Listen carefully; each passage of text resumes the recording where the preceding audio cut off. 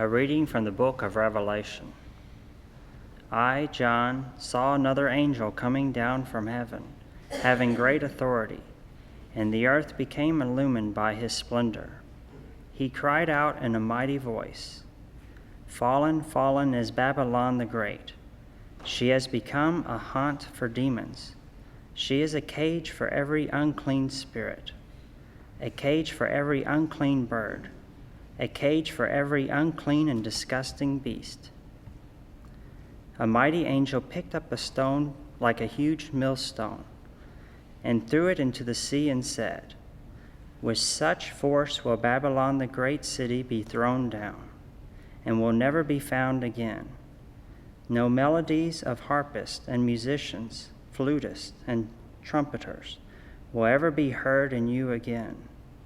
No craftsman in any trade will ever be found in you again. No sound of the millstone will ever be heard in you again. No light from a lamp will ever be seen in you again. No voice of bride and groom will ever be heard in you again. Because your merchants were the great ones of the world, all nations were led astray by your magic potion. After this, I heard what sounded like a loud voice of a great multitude in heaven, saying, Alleluia! Salvation, glory, and might belong to our God, for true and just are his judgments. He has condemned the great harlot, who corrupted the earth with her harlotry. He has avenged on her the blood of his servants. They said a second time, Alleluia! Smoke will rise from her forever and ever. Then the angel said to me, Write this, Blessed are those who have been called to the wedding feast of the Lamb. Verbum Domini.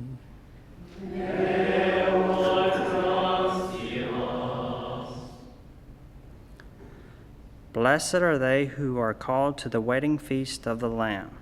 Blessed are they who are called to the wedding feast of the Lamb. Sing joyfully to the Lord, all you lands. Serve the Lord with gladness. Come before him with joyful song. Blessed are they who are called to the wedding feast of the Lamb. Know that the Lord is good. He made us. His we are. His people, the flock he tends. Blessed are they who are called to the wedding feast of the Lamb. Enter his gates with thanksgiving, his courts with praise. Give thanks to him, bless his name. Blessed are they who are called to the wedding feast of the Lamb. For he is good, the Lord, whose kindness endures forever, and his faithfulness to all generations. Blessed are they who are called to the wedding feast of the Lamb.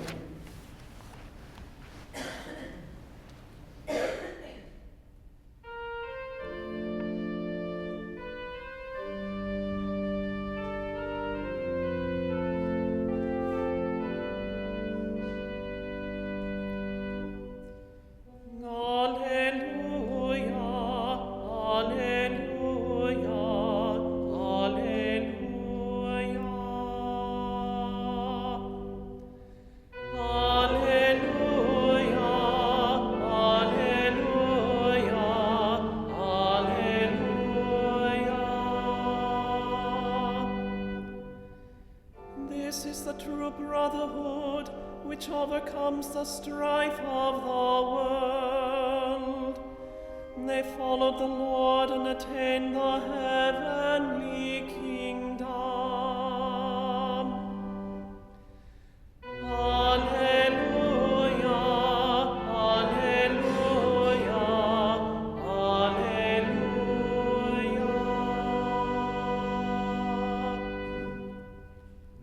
Vobiscum.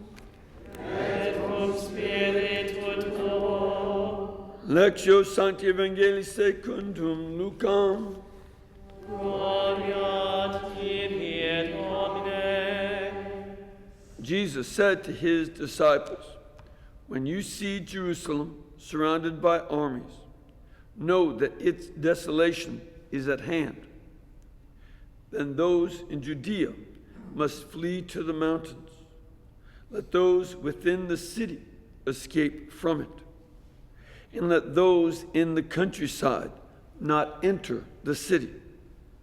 For these days are the time of punishment, when all the scriptures are fulfilled. Woe to pregnant women and nursing mothers in those days, for terrible calamity will come upon the earth, and a wrathful judgment upon this people. They will fall by the edge of the sword, and be taken as captives to all the Gentiles. And Jerusalem will be trampled underfoot by the Gentiles, until the times of the Gentiles are fulfilled. There will be signs in the sun, the moon, and the stars. And on earth nations will be in dismay, perplexed by the roaring of the sea and the waves. People will die of fright in anticipation of what is coming upon the world. For the powers of the heavens will be shaken, and then they will see the Son of Man coming in a cloud with power and great glory. But when these signs begin to happen, stand erect and raise your heads, because your redemption is at hand. Verbum Domini. Last tibi Christe.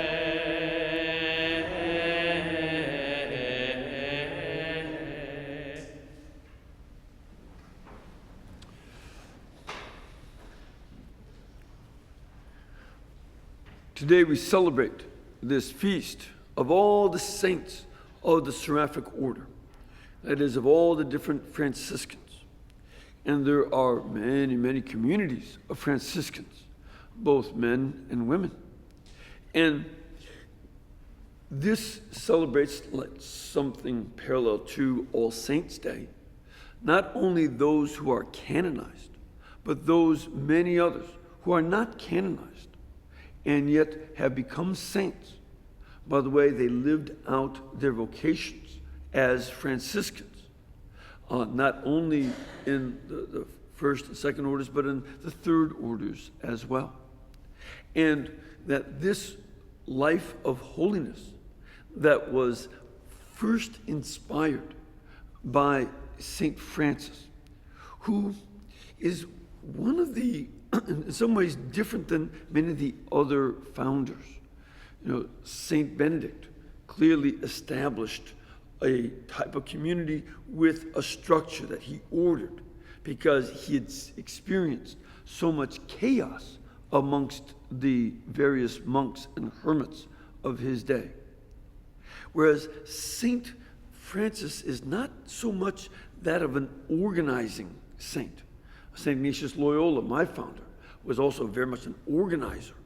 But St. Francis was somebody who shone out as a great example that stirred up the hearts of so many. Not only his own followers, but St. Clare and those who came after her. And that kind of radical acceptance of the person of Jesus Christ, and in his case in particular, the rejection of the attraction of wealth, precisely at a time in the 13th century when new wealth began to be pouring into Europe. You know, as you remember, the Crusades had started about 100 years or so before his birth. And that was a new contact with the Middle East.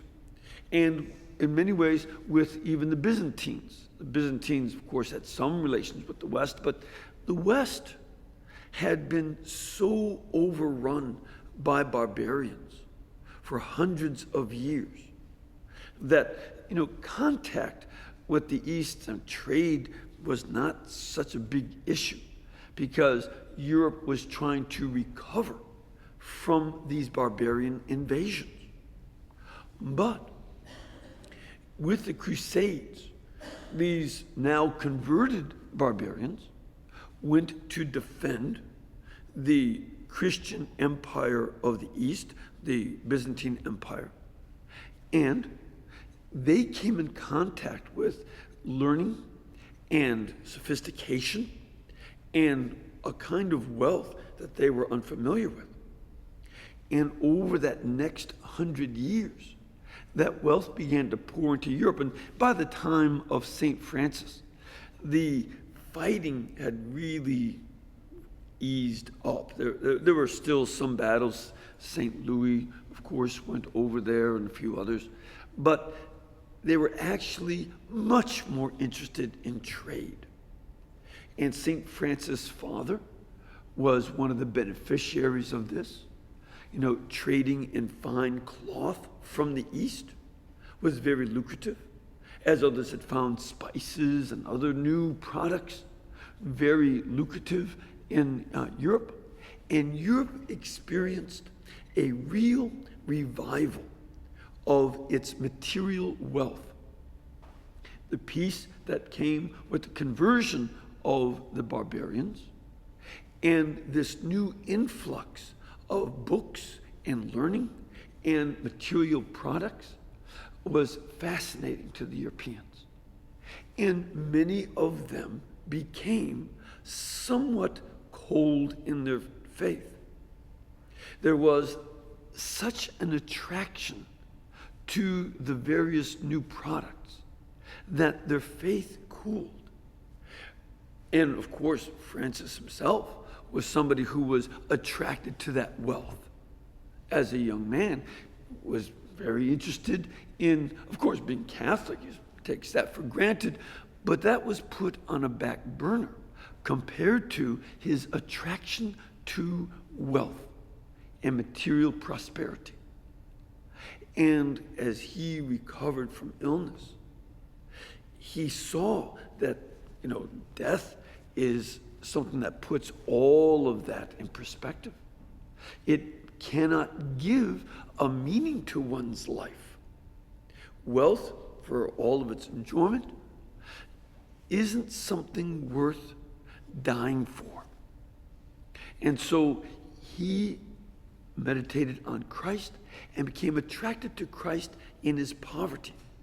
And that attraction and his willingness to live that out along with chastity and obedience and to found this new community has been an inspiration over and over again through the centuries. And he's still one of the most popular saints, even among many non-Catholics, because of that attractiveness of following Christ so radically. And at the same time that he is rejecting the material wealth as a source of meaning, it doesn't mean that he rejects the material world. One of the great gifts of the Franciscans is something that we in our culture are now fighting over again and again. I've just been watching some of the news programs. It was St. Francis of Assisi who wanted to use the things around us to speak of God. As you know from his famous song, how he loved nature. And he didn't hate the material world at all. That makes him different from other groups like the Cathari, who lived at his time and thought that the material world, the physical world, was evil. That's not Christian at all. And that's why St. Francis, gave us the nativity crèche. He invented that. He had a living one. And now we are battling about that in our culture, because one of the last things that the atheists, who are themselves materialistic in their philosophy, they believe only in the material world. They don't want the material world to speak of Christ, and they reject that. So we see this battle going on. And of course, we also have seen other things. Franciscans have been traditionally given care of the Holy Land by the Sultan because of St. Francis' own example. And it's Franciscans who introduced the Stations of the Cross throughout churches in the world.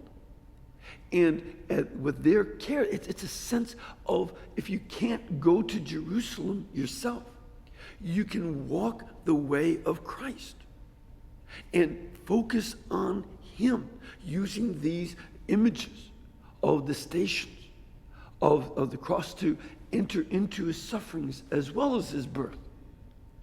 And this part of Franciscan spirituality has become the common heritage of the whole church.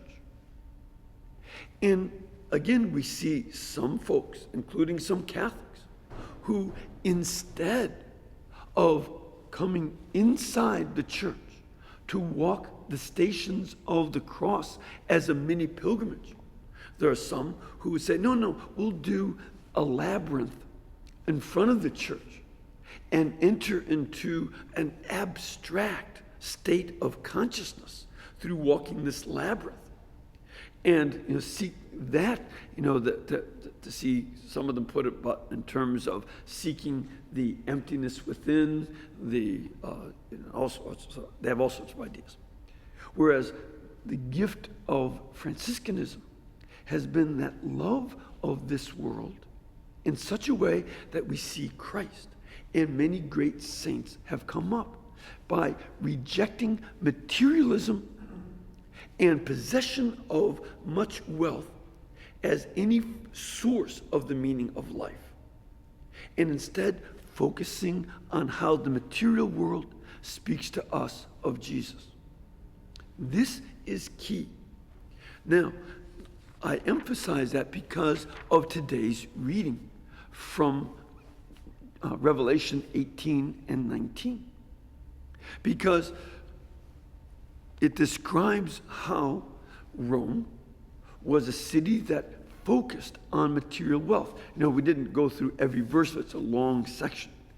But you see a list of all the great wealth that was brought into Rome. And it's very interesting when you read some of the ancient authors, like Aelius Aristides, or Seneca, or Dio Chrysostom. They describe the same kind of luxury items being brought to Rome, especially Aelius Aristides. But also you see how Dio Chrysostom said this was going on in Alexandria. And Isocrates, a Greek writer, said it was going on in Piraeus and Athens. That they focused on these luxury items. And some of the ancient writers, like Seneca, sort of hearkened back to an earlier period when Rome led a more simple life. He said, I wish that we were more like the simple people instead of all these luxury items. But that had no attraction, no power to get people away from materialistic approaches to life. They didn't have a way to get people to let go of materialism. The genius of St. Francis and all the Franciscans since is to recognize that it's not some ideal, simple, rustic society that will get us to let go of materialistic distractions and luxury items. It's not going to be some desire for a simpler way of life that grandma and grandpa had that will get us to stop using various forms of entertainment, much of which is itself, tending towards sinfulness, not toward beauty, but expressing anger, lust, and other vices. You won't get any attraction away from those things by focusing on the good old days. It is rather, as Francis himself learned and taught, and the saints through the centuries did, It is the person of Jesus Christ who is the attraction. To have the sense of both today's gospel and of Revelation, that ultimately great cities like Jerusalem, such as our Lord warns about in today's gospel, or great cities like Rome, that the book of Revelation warns about in today's first reading, will all fade away. And Alexandria faded in its importance. Athens and Piraeus faded in their importance. They all came and went. Sometimes they come back, sometimes they don't. But if you seek the meaning of life in this materialism, you will end up among those who are destroyed along with the luxury items you so crave. Whereas the perspective of the Christian is to see that there is much more to this life than just the things around us. Christ is going to be the one who has us, as he says in today's gospel, hold our heads up high and realize that when the world and its system of materialistic, atheistic thought begins to collapse in on itself, because materialists don't like us, just as we see, they cannot stand the idea of there being a nativity scene. I remember a few years ago that they wanted a Christmas parade in Denver, because that means people will come downtown to buy materialistic goods. But they would not permit a nativity scene on any of the floats, because they don't want Christ to distract them from their materialism. And you see, again, fights going on now, trying to get nativity scenes out of every place because they don't want reminders of Christ.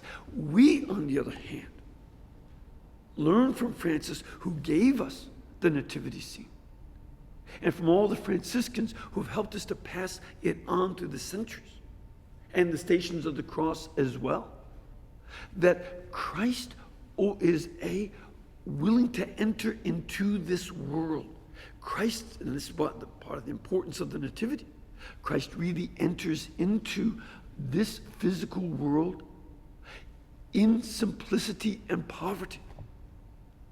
And it's not a sign of God's failure that he enters into such simplicity, but as Francis himself understood and tried to teach his followers over the centuries, when we do the same as Christ did, entering into poverty, we will be able to have more effectiveness than the people who have all sorts of money will do. They will collapse in on themselves. When we focus on the way of the cross, that so many Franciscans have also lived as martyrs, because there's no order that has more martyrs than the Franciscan orders, that they walked the way of the cross not only in their prayer, but in the way they lived and died. And that too will be able to overcome any of the centers of so-called materialistic power. They will fade into nothingness and irrelevancy, whereas we will recall all the saints for all eternity, because Christ also overwhelms these forces. He will have the ultimate victory. That's why in chapter 19, which we read part of this morning in the first reading from Revelation, we will sing as part of the great crowd in heaven. We will belong to that great crowd and have that ultimate victory, and see that it was not the materialistic stuff that all faded away, but rather it is the person of Jesus Christ who is the center. And he will triumph over the forces of evil again, as he has done over and over. And he will bring us a sense of meaning and purpose in life materialists cannot give us or give anyone. So let us celebrate all the Franciscan saints who have lived that out and see that their triumph over life, their triumph over death, their triumph in Christ becomes our triumph as well.